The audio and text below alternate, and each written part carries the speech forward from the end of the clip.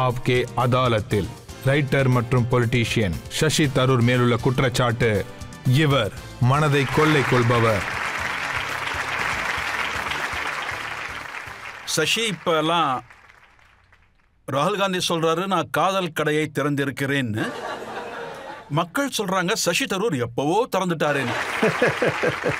அதோட சசி தரூர் எங்கெல்லாம் போறாரோ அங்கெல்லாம் மக்கள் தொடர்ந்து வராங்களாம். அந்த காலத்து ஒரு அட்வர்டைஸ்மெண்ட் வரும், லைஃப் பாய் இருக்குமிடம் ஆரோக்கியம் இருக்கும். இவங்க சொல்றது சசி தரூர் இருக்குமிடம் பெண்கள் இருப்பார்கள்.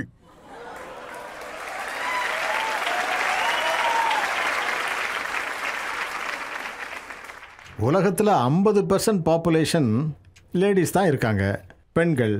அப்போ நாம் அவங்கள மரியாதை கொடுத்து தான் பார்த்து ஆகணும். அவங்கள மீட் பண்ணணும், பேசணும். அதில் என்ன தப்பு இருக்கு? அவங்கள நீங்கள் எப்படி பார்க்குறீங்க, அவங்கக்கிட்ட நீங்கள் என்ன பேசுகிறீங்க, அதுக்கான எக்ஸாம்பிளை பாருங்கள். பார்லிமெண்ட் கேட்டு கிட்ட நீங்கள் யாரையோ இல்லை ஒரு பெண்ணையோ மீட் பண்ணுறீங்கன்னா நீங்கள் என்ன பண்ணுறீங்க?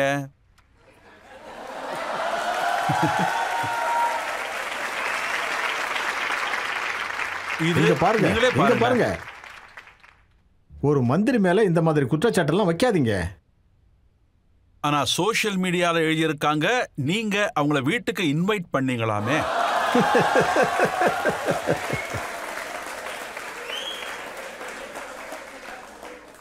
எனக்கு தெரியும், ஆர்கன் டொனேஷனை பற்றி அவங்க ஏதோ பேசினாங்க. அதுக்காக நான் அவங்கள பாராட்டினேன். இந்த மாதிரி நல்ல விஷயங்கள் எல்லாம் நீங்கள் பாராளுமன்றத்தில் சொல்லுங்கன்னு நான் அவங்கக்கிட்ட சொன்னேன். ஏங்க, அது பாராளுமன்றங்க, அங்கே வந்து பார்லிமெண்ட் பேச்சு தான் நடக்கும். பார்லிமெண்ட் உள்ள உட்கார்ந்து நீங்க எப்படி பேசுறீங்கன்னு இப்ப நான் காட்ட போறேன். சுப்ரியா சுலே கிட்ட நீங்க பேசுறீங்க.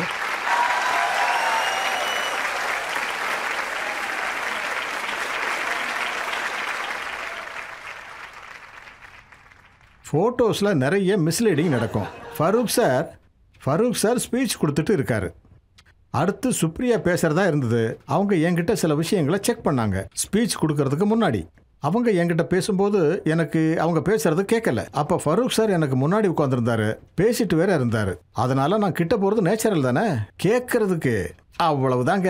சரி, பார்லிமெண்ட்ல இருக்கிற போட்டோஸ் எல்லாம் மிஸ்லீடிங், மக்கள் கொடுக்கற கமெண்ட்ஸ் எல்லாம் தப்பு. ஆனா நீங்க ஒரு கல்யாணத்துக்கு போனா அங்க என்ன பண்றீங்கன்னு பாருங்க. இதுல மாப்பிள்ளை யாருன்னு கேக்குறாங்க.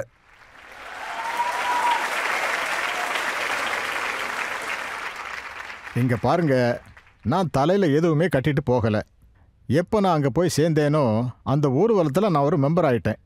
அந்த குடும்பத்தில் உள்ள எல்லாருமே சேர்ந்து என்னோட தலையில் அதை கொண்டு கட்டி உங்களை மாப்பிள்ளையாக்கிட்டாங்களா? இல்லை இல்லை இல்லை இல்லை எல்லா விருந்தினர்களுக்கும் எல்லா கெஸ்ட்டுக்கும் இந்த டர்பனை போட்டு விட்டாங்க.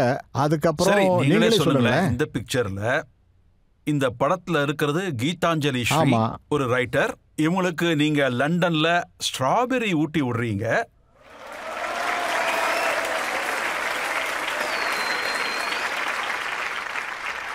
அதோட அவங்க ஸ்ட்ராபெரி உடம்புக்கு ரொம்ப நல்லதுங்க.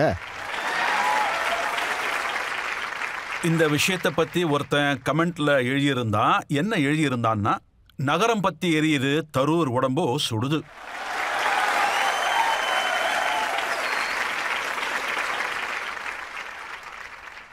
எழுதுறவனோட பேனாவை தடுக்க முடியாத, அதான் அவன் எழுதியிருக்கான். அதுக்கப்புறம் காங்கிரஸ் லீடர்ஸோட ஒரு போட்டோ வெளியே வந்தது.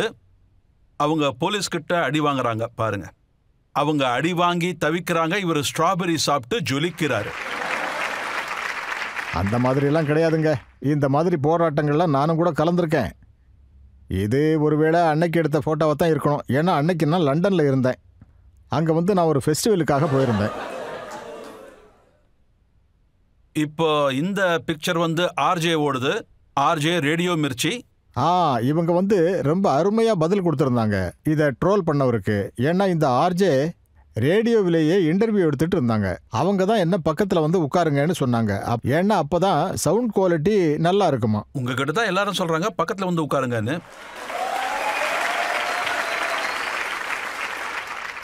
இங்கே இங்கே இங்கே பாருங்கள் ரஜத், இந்த விஷயம் உங்களுக்கு சொல்ல தேவையில்லை.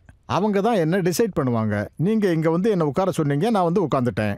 நீங்க கேள்வி கேட்டா நான் பதில் சொல்றேன். அவங்க எப்ப இன்டர்வியூ எடுக்கிறாங்களோ அங்க அவங்க பேச்சு தானே நான் கேட்டாகணும். இந்த படம் சோஷியல் மீடியால வந்தது, அப்ப கமெண்ட்ஸ் வந்தது. அதுல ஒரு கமெண்ட் அப்ப படிக்கிறேன். நீ கொடுத்து வைத்தவன் உல்லாசமாக வாழுகிறாய். இவர்களோடு நீ இருக்கும்போது உலகை மறக்கிறாய்.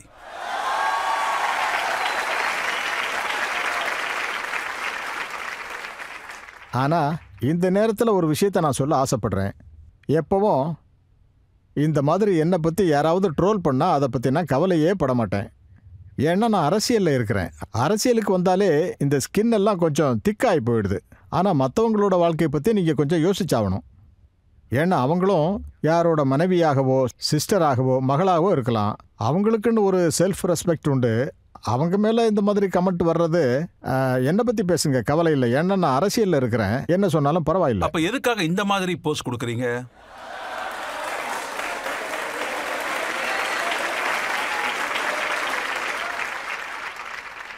எங்க அந்த படத்தை நான் எடுக்கலங்க, வேற யாரோ ஒருத்தன் எடுத்திருக்கிறான். ஆர்ஜேவோட டீம் அங்கே வருது, அவங்க தான் ஃபோட்டோ எடுக்கிறாங்க.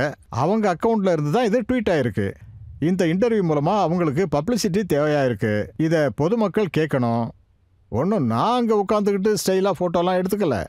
ஒரு உண்மையை சொல்லட்டுமா, நிறைய பேர் என்கிட்ட வந்து தான் ஃபோட்டோ எடுத்துக்கிறாங்களே தவிர நான் யாருக்கிட்டையும் போகிறதே கிடையாது. இது என்னமோ உண்மைதான். நீங்கள் எங்கெல்லாம் போகிறீங்களோ அங்கே நான் பார்த்துருக்கேன். கல்கட்டாவில் உங்கள் ஃபோட்டோவை பார்த்துருக்கேன், சென்னையில் உங்கள் ஃபோட்டோவை பார்த்துருக்கேன். நீங்கள் எங்கே போனாலும் லேடிஸ் தான் உங்கள் கூட ஃபோட்டோ எடுத்துக்கணும் துடிக்கிறாங்க. ஏங்க அவங்கள கூப்பிட்டு நீங்கள் இந்த கேள்வி கேளுங்க, என்ன பிடிச்சி நீங்கள். ஓகே சசி, இதெல்லாம் நம்ம கொஞ்ச நேரம் விளையாட்டுக்காக பேசிக்கிட்டோம். இதெல்லாம் எப்பவுமே நடக்கிறது தான்.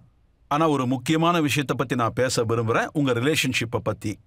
சுனந்தா புஷ்கர் கூட எல்லாருக்கும் தெரியும், நீங்கள் அவரை விரும்பினீங்க, ஃப்ரெண்ட்ஷிப் இருந்தது. அவங்களால உங்கள் மேலே பல குற்றச்சாட்டுகள் வந்து விழுந்தது. மோடி சாரே சொன்னார் 70 கோடி கேர்ள் ஃப்ரெண்ட்ஸ். அப்போ சில பேரும் சொன்னாங்க இது ஃப்ரெண்ட்ஷிப் லவ்லாம் கிடையாது, இது ஒரு அரேஞ்ச்மெண்ட். இன்னைக்கு மக்கள் முன்னாடியே நான் கேட்டுறேன், என்ன ரிலேஷன்ஷிப்? இந்த பாருங்க, நாங்க ஆழமா லவ் பண்ணிட்டு இருந்தோம். நேச்சுரலி இங்க பாருங்க, காஷ்மீர் பண்டிட் லேடிக்கும் ஒரு கேரளாக்காரனுக்கும் என்ன அரேஞ்ச்மெண்ட் நடக்க போகுது? இது நாங்க ஒன்னா சேர்ந்து லவ் பண்ணி கல்யாணம் பண்ணிக்கிட்டோம். ஆனா இது வருத்தமான விஷயம்தான். ஒருத்தர் இறந்து போகும்போது அதை சில பேர் அரசியலாக்க முயற்சி பண்றாங்க. இது ரொம்பவும் தப்பான விஷயம். ஆனா கடைசியில் என்னாச்சு உங்களுக்கே தெரியும்ல. இந்த விஷயம் கோர்ட் வரைக்கும் போச்சு, கேஸ் நடந்தது, பல வருஷங்கள் நடந்தது. ஜட்ஜு கேஸை தூக்கி எறிஞ்சிட்டாரு. இதுல எந்த ஆதாரமும் இல்லை. அவங்க சூசைட் பண்ணிட்டாங்கிறதுக்கும் ஆதாரம் இல்லை யாராவது கொலை பண்ண மாதிரியும் எதுவும் இல்லை. அப்படி இருக்கும்போது ஏன் இப்படிலாம் பண்றீங்க? மொத்த கேஸையும் அவர் அப்பவே க்ளோஸ் பண்ணிட்டாரு. இதை டிஸ்சார்ஜ்னு சொல்லுவாங்க. அதாவது ட்ரையல் நடத்தி என்ன இன்னோசென்ட்னு அவர் சொல்லலை. அதாவது நிரபராதின்னு எந்த தீர்ப்பும் அவர் கொடுக்கல. இது ஒரு கேஸான்னு அவர் திட்டினாரு. அந்த கேஸையே தூக்கி போட்டுட்டாரு. சசி ஒருத்தருக்கு ஸ்காலர்லி பேக்ரவுண்ட் இருக்கு, பப்ளிக் லைஃப் இருக்கு, நல்ல ரெஸ்பெக்ட் இருக்கு, மக்களுடைய அன்பு இருக்கு. அவங்க மேல மனைவியை கொன்னாங்கன்னு குற்றச்சாட்டு வந்தா கொலை பண்ணாங்கன்னு சொன்னா நீங்களே சொல்லுங்க, எப்படி சீல் ஆகும்? யாருக்கெல்லாம் என்ன தெரியுமோ அவங்கள போய் கேட்டு பாருங்க. இது வரைக்கும் யாரையும் நான் விளையாட்டுக்கு கூட அடிச்சது கிடையாது. சொல்லப்போனா என்னைக்குமே நான் என் குழந்தைகளை கூட கோபத்தில் அடிச்சது கிடையாதப்பா. அதனால யாருக்கெல்லாம் என்ன நல்லா தெரியுமோ அவங்களே சொல்றாங்க, இதெல்லாம் நடக்காதப்பா, இதையெல்லாம் நம்பவே கூடாதுன்னு அவங்க சொல்லுவாங்க. அவங்களுக்கு பிரதர்ஸ் இருக்காங்க, 2 பிரதர்ஸ். அவங்களுக்கு ஒரு பையன் இருக்கான். எல்லாரும் என் கூட தான் இருக்காங்க. இதெல்லாம் பொய்ன்னு எங்களுக்கு தெரியும். ஆனா வெளியாட்கள் யாருக்கெல்லாம் எங்களை தெரியாதோ அவங்கள தெரியாதோ, ஆனா இதை அரசியலுக்கு அருமையா பயன்படுத்திக்கிட்டாங்க. அதை செஞ்சாங்க. இதை அரசியலா மாத்தினாங்க பாத்தீங்களா? அதுதான் ரொம்ப வருத்தத்தை கொடுக்குது. அதோட ஜென்ரலி ஸ்பீக்கிங் நம்மளோட அரசியல் ஒரு காலத்தில் நீங்கள் பார்த்தீங்கன்னா யாரோட ப்ரைவேட் லைஃப்பை பற்றியும், அதாவது அடுத்தவங்களோட ப்ரைவேட் லைஃப்பை பற்றி யாரும் எதுவும் பேசவே மாட்டாங்க, தப்பாக பார்ப்பாங்க. யாருமே பேசினதே கிடையாது. நிறைய பேர் இருக்காங்க. உதாரணத்துக்கு வாஜ்பாய் சாரை பார்க்கலாம். வேணும்னா உள்ளுக்குள்ளே பேசிப்பாங்க. ஆனால் யாரும் இந்த மாதிரி பப்ளிக்காக ஒருபோதும் பேசினதே கிடையாது. அதாவது டிவி ரேடியோவில் பேசவே மாட்டாங்க. ஆனால் இன்னைக்கு பாருங்க, நம்மளோட கல்ச்சரே மாறி போயிடுச்சு. அதான் கேவலம். சசி, சாதாரணமா ஆப்கி அதாலத்தில் முடிஞ்ச வரைக்கும் ஒருத்தரோட பர்சனல் லைஃப்பை பற்றி நான் பேசவே மாட்டேன். எனக்கு அது பிடிக்காது. ஆனால் உங்ககிட்ட நான் இதை வேணும்னே தான் கேட்டேன். ஏன்னா பப்ளிக் கிட்ட நீங்கள் ஓப்பனாக இதை பற்றி பேசணும். ஏன்னா கண்ட மாதிரி பேசினாங்க, குற்றத்தை சுமத்தினாங்க.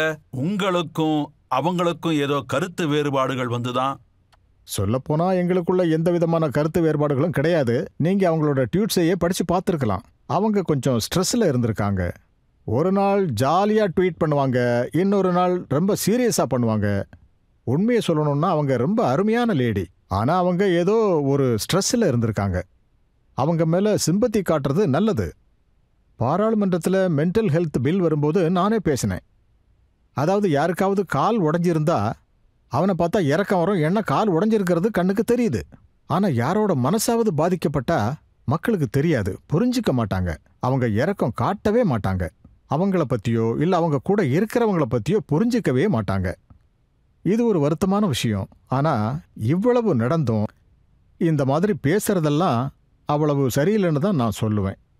நான் எப்பவும் ரஜத், உங்களுக்கே தெரியும், ஒரு 15 வருஷமாக நான் இந்த லைனில் இருக்கேன். நான் பர்சனலாக யாரையுமே அட்டாக் பண்ணதே கிடையாது, பண்ணவும் மாட்டேன். அது வேற ஒன்றும் இல்லை. ஒரு விஷயம் எனக்கு பிடிக்கலன்னா நான் அதை பற்றி பேச மாட்டேன். அது ஏன்னா பாலிட்டிக்ஸ் அண்ட் பர்சனாலிட்டியை பற்றி நான் நம்புறது கிடையாது. ஆனால் பல பேர் என் மனசில் ஒரு 2-3 பேர் இருக்காங்க. அவங்கள என்னால் கண்டிப்பாக மன்னிக்கவே முடியாது. இதை நான் எதுக்காக சொல்கிறேன்னா, நடந்தது எல்லாமே பொய்ன்னு அவங்களுக்கும் தெரிஞ்சிருந்தது. ஆனாலும் பேசினாங்க. இவங்களை கண்டிப்பாக என்னால் மன்னிக்கவே முடியாது. எல்லாமே மீடியால வந்தது, இவங்க எல்லாரும் பொய் பேசுறாங்கன்னு உங்களுக்கும் தெரியும். ஆனா நீங்க ஏன் அப்ப பதிலே சொல்லல? இங்க பாருங்க, இங்க ஒரு விஷயம் இருக்குது. என்னன்னா, அப்போ வேற ஒரு கவர்மெண்ட் இருந்தது, போலீஸும் அவங்களோட கையில இருந்தது. நான் என்ன பேசியிருந்தாலும் அதை அவங்க எனக்கு எதிராக தான் பயன்படுத்தி இருப்பாங்க.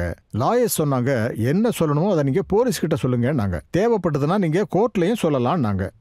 ஆனால் பெஸ்ட் என்னன்னா, நீங்கள் மீடியா கிட்ட பேசவே பேசாதீங்கன்னாங்க. அங்கே பேசினா விஷயம் வேற மாதிரி போகும். நான் இன்னி வரைக்கும் அவங்க சொன்னதை என்னால் ஏற்றுக்கவே முடியலை. அதாவது இந்த ஸ்ட்ராட்டஜி சரியாக இருக்கும்னு எனக்கு தோணலை. ஆனால் லாயர்ஸ் இப்போவும் சொல்கிறாங்க, நீங்கள் எதுவும் பேசாமல் இருந்தது ரொம்ப நல்லது, நீங்கள் பேசியிருந்தா அது வேற மாதிரி போயிருக்கோம். கடைசியில் நீங்கள் போலீஸோட ரிப்போர்ட்டை பார்க்கணும். அவங்களே நல்லா கிளியர் கட்டாக எழுதியிருக்காங்க. என் தரப்புல இருந்து அவங்களுக்கு 100% கோஆபரேஷன் கிடைச்சிருக்கு. அவங்க கேட்டது எல்லாத்தையும் நான் கொடுத்துருக்கேன். அவங்க ஒரு சர்ப்ரைஸ் ரெய்டை நடத்தி என் மொபைல் ஃபோன், லேப்டாப்பை எல்லாம் எடுத்துட்டாங்க. என்னோட கூட வேலை செய்கிறவங்களோட லேப்டாப்பையும் எடுத்துட்டாங்க.